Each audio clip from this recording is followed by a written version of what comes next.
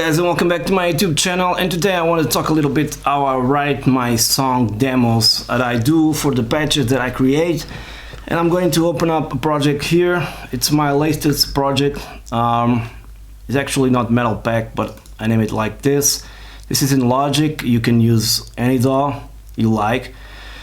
Because I've been having some questions about how to connect stuff and things like that.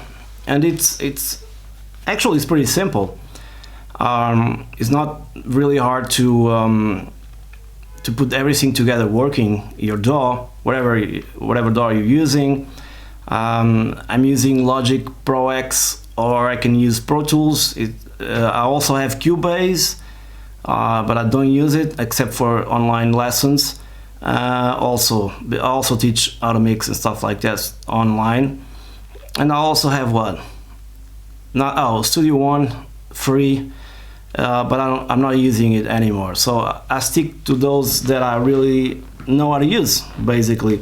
And this is already a project that it's very has a lot of tracks in it. But basically what I do is the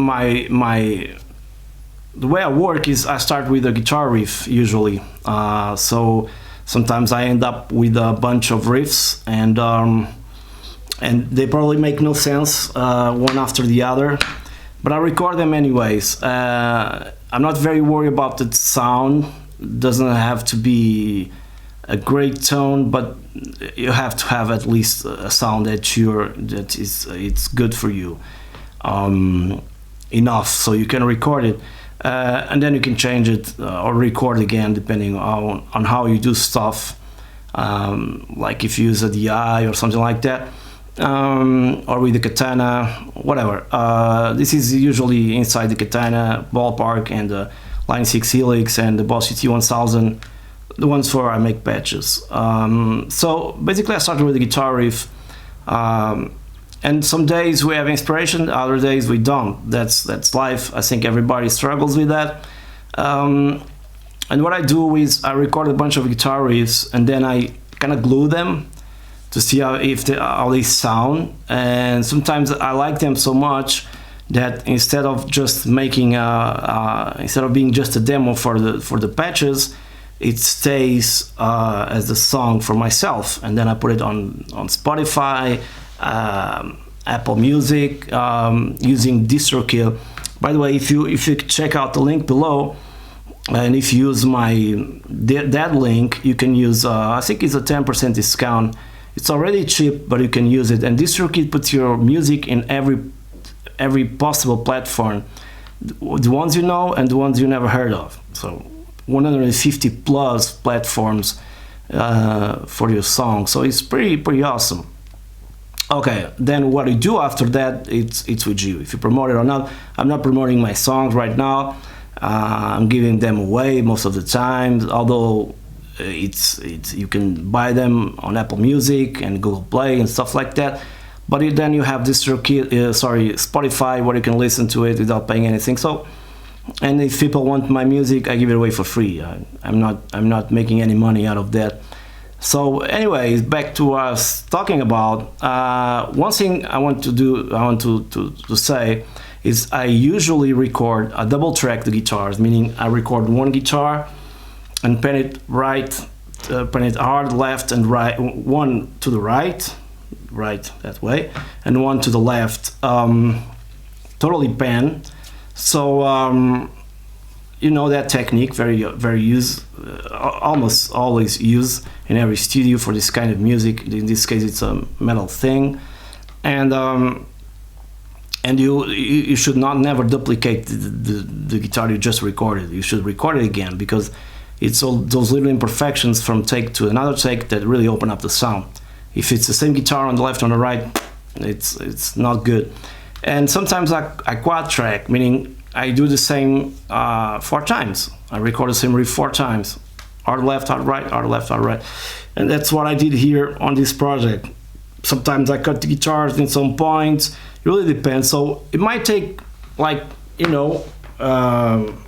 sometimes it takes like 1 day to get it all together. Sometimes it takes a week. Depends on how far you progress. Let's take a listen to this guitar I have here. The first guitar with the first idea that I came up with, and this time here I'm using the Katana with nadir. Where is it? It's here. Impulse responses.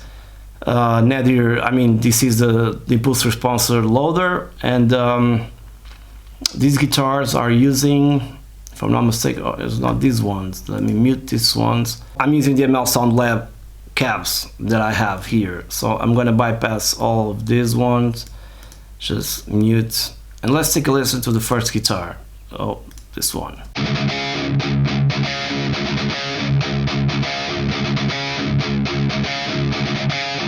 So basically it's a very simple riff that repeats itself with the other guitar on the right.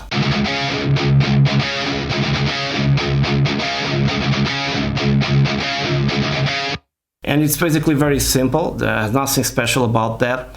But then I decided to do kind of the same thing, and this is quad tracking, but adding some octaves to it. So both guitars in the middle sound like this.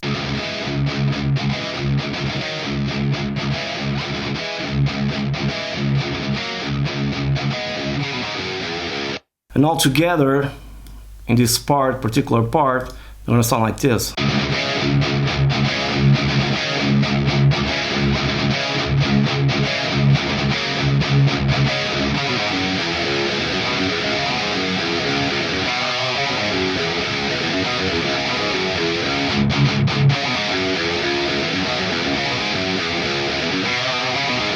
Okay, if I'm making patches, I don't use no post-processing ever, like some guys already mentioned it. No, it's just a sound that comes from the Katana, and that's it. If I'm doing for myself, of course I'm going to use a lot of post-processing. And in this case, on my guitar sub, I did use, for me, this EQ that I think I've shown up on another video, basic EQ that is just cutting some low end and high end, so the guitars are not very harsh, and this leaves space for your main low things like the kick bass and the bass itself.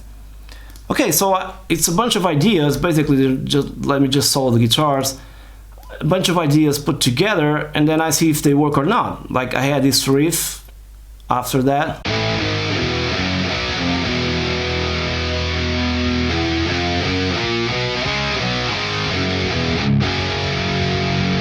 I know it sounds a lot like Dream Theater, but it was not on purpose, believe me. It's just one of those things that really happens. And then I had an idea for the clean guitars, and they start with a melody guitar, and they sound like this.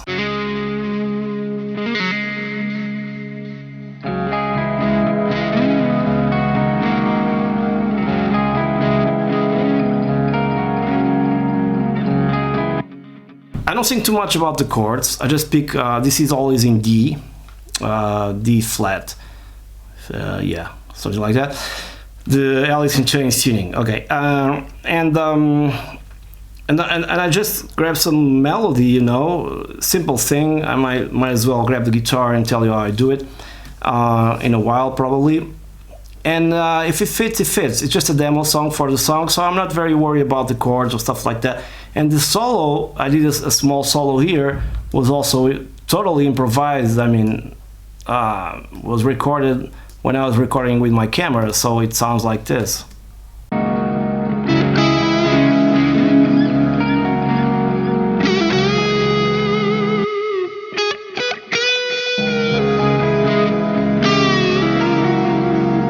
Of course, with these patches and all the delays and stuff from the Katana or whatever I'm using, GT1000 or Line 6 Helix, it sounds very big. And then this is a very basic song because I could continue with my ideas, but I didn't have, didn't have the time. So it has like 2.5 minutes long. It's 2.5 minutes long. And then in the end, I decided to put these guitars that were already fading out, but like fading in, and it sounds like this.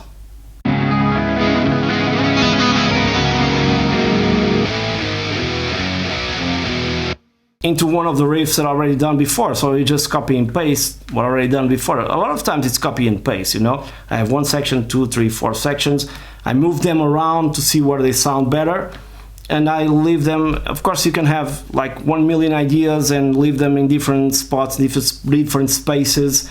But you know, a mix is never ready. A song probably is never ready too. So you have to leave it as you think it's good. Then I usually record a bass. I usually record DI bass, and then I use an amp, usually an amp sim, or I can use a Katana to record bass. This one I'm using an Amplitude free version that comes. Let me just show you if I can see the screen. It's here. Comes with this beautiful Ampeg amp, and it's basically what I'm using for the bass. It's a Squire bass.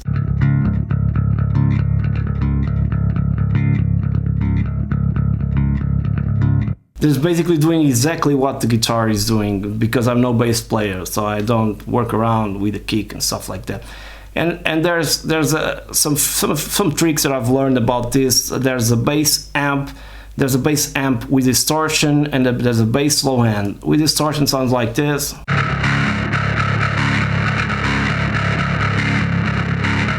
It's the same amp, but it takes a stomp box here, distortion. And then I recorded the same thing, but just a low end. So a high pass, totally. So together, the basses together sound like this.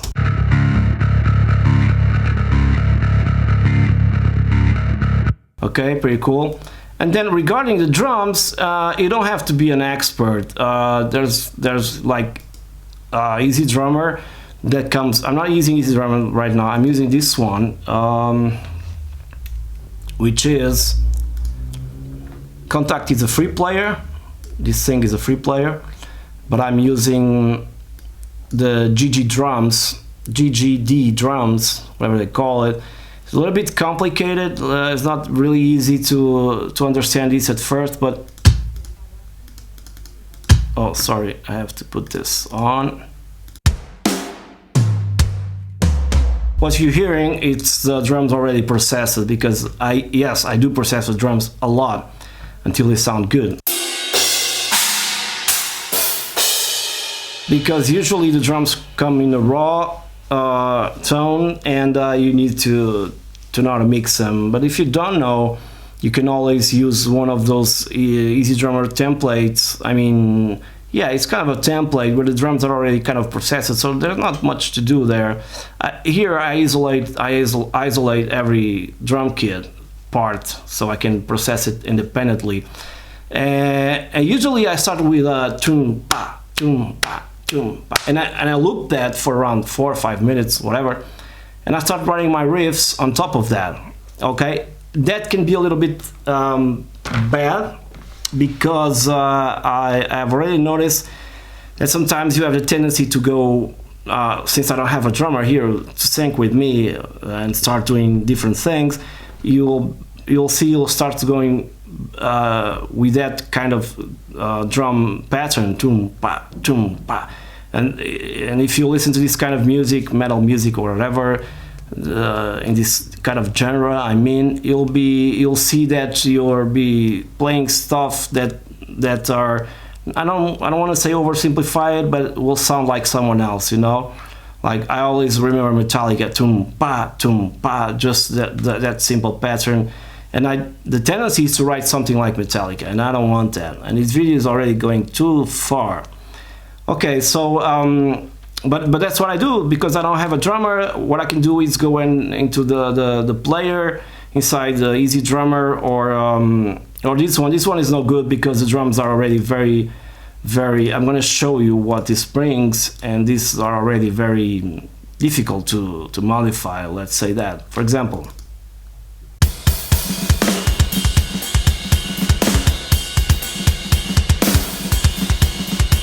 Lots of ghost notes that I'm learning how to do as well, but you only have a few of them, you know. In Easy Drummer you have like hundreds of them, from simple stuff to, and then you can build your own stuff. I don't know if I can put Easy Drummer here right now, but I'll show you in a moment if I won't forget it. All right.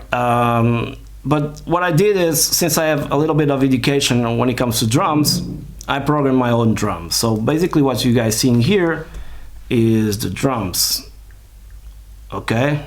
The MIDI file of the drums, and they sound like this.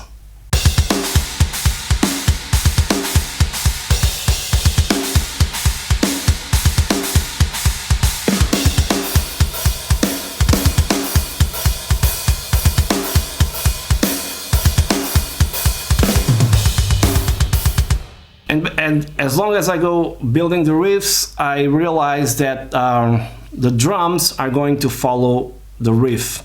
So if I do like I try to do the same thing with the drums, okay?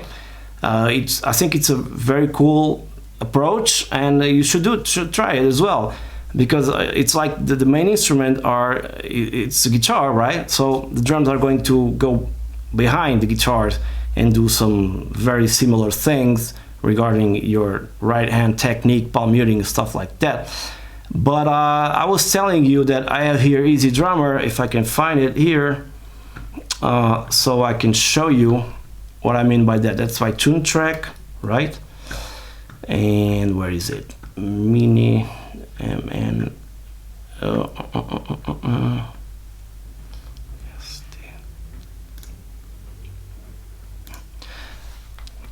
Okay, so Easy Drummer has this cool already basic kit. I bought a few kits like this one that sound better to me.